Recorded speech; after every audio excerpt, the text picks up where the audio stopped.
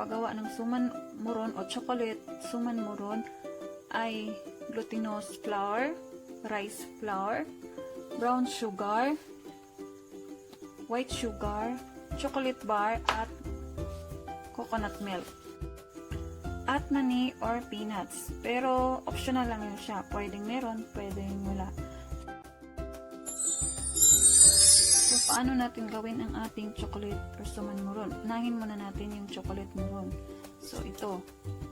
Lagay natin sa lagyanan ang hinahalo nating glutinous powder sa rice flour. Asukal na brown.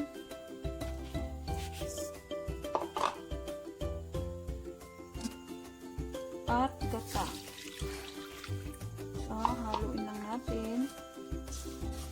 Lahat, halo. Ito, pag nahalo na lahat, halutuin na natin siya. Haluin natin to hanggat wala na tayo makitang buo-buo. Yan. Ayun na siya. At gagawin na naman natin ang ating plain na moron o wala halong chocolate. So, ganun din. Ihalo natin yung rice flour at saka glutinous flour. Lagyan ng asukal na puti.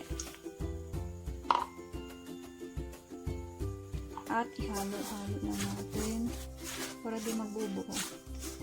Kagaya din sa chocolate din. Ganun. Pakalagyan natin ng gata. Lagyan natin ng 2 and 1/4 cup na gata. Tapos, ihalo natin ulit. Kagaya din sa chocolate moron. Yan, halo natin. Nalaway na ako. Gusto ko na siyang kainin. Paborito ko yung Suman Moron. Kaya gusto kong gumawa ng sarili kong Suman Moron.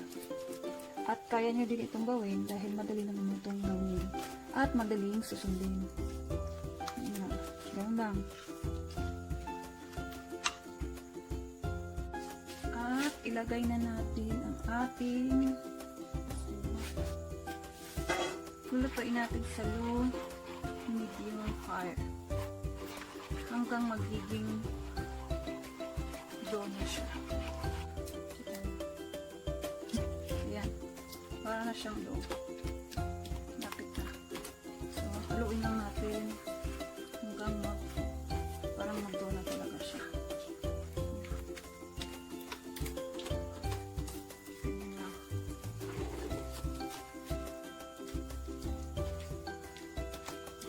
Mas maganda na gamitin ninyo yung non-stick pan kasi hindi siya didikit. Meron kayong non-stick pan, mas maganda yung ang gagamitin. Hindi magdikit-dikit. Ayan, doon na siya. Hindi na lang at magiging doon na siya. Tapos, babalitin natin. Ayan lang.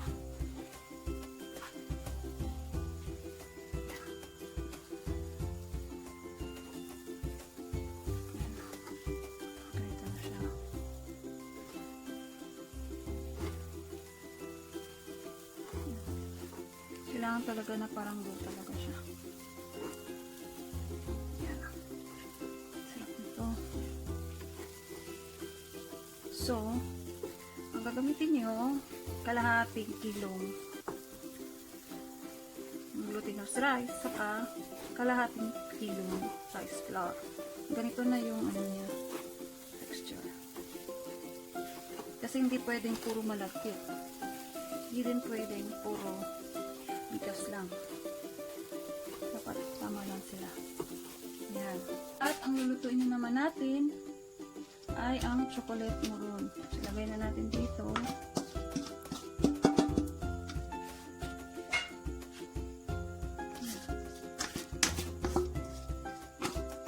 Ganon din ang procedure niya. Kagaya sa puti na suman. Pero ang pinagkaiba, nilagyan natin ito ng chocolate bar.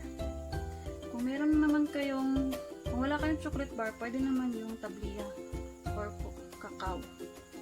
Pero mas masarap yung chocolate bar. And then, haluin ng palagi. Haluin lang natin. Ang chocolate bar matutunaw lang din yun siya. Ayan. Nakanalaway na ako. Sarap na ikain. Ayan. Lapit na siyang magiging dough. Pero, sisagaruduhin natin na yung tsokolate na nilagay natin, natutunaw siya. Press lang natin. Sa tingin nyo na hindi pa natutunaw, idiin lang natin o i-press lang natin para matunaw siya. Kasi lumalambot na naman yan siya. Kailangan lang talaga siya ihalo ng maigi sa bigas. Ayan. Ayan. Lapit na.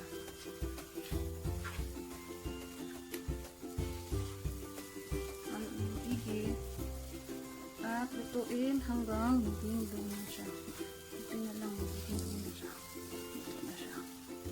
Ayan.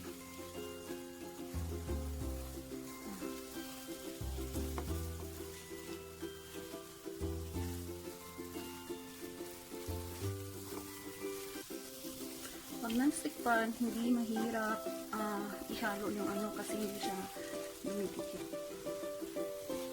Mas maganda gamitin yung non-stick pan. Ayan. Ihalo lang yung hindi pa nahalo na tsokolate. Ayan, ready na ang ating Suman Moron. Babalutin na lang natin. So, paano pagbalot? Ganito lang siya. Kuha na isang kutsara dito sa tsokolate. At i-roll natin ganito. Hanggang parang maba siya. Ayan. Tapos, saputitin. Ang suman. Ang kutsara din. Dito. Kailangan lagyan natin ng mantika yung dahon para di magdikit yung moron. Pero pa din. So, pahabain natin. Yan. Tapos, ilagay na natin yung chocolate moron dyan. At, so, magiging ganyan siya. Kailangan may mantika yung dahon. Lagyan natin ng mantika para hindi siya magdikit. So, yan. Ganyan. Tapos, ganyan.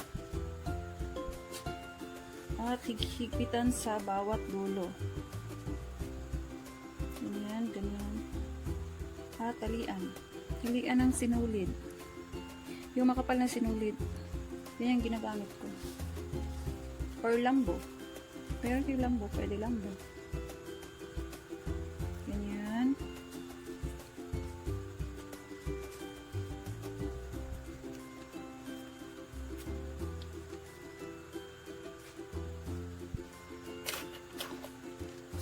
Yan.